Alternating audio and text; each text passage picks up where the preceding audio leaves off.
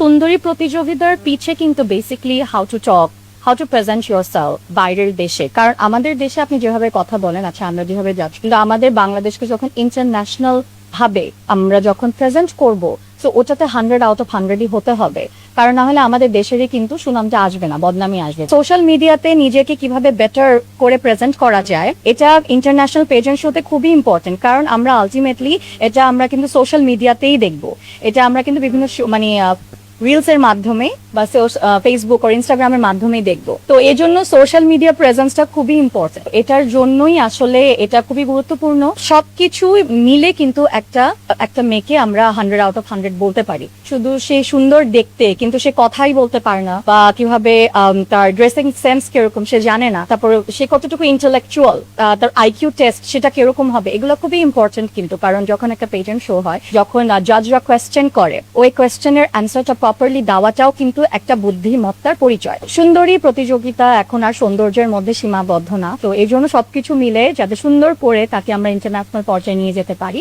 এর জন্যই আসলে এত আয়োজন করা।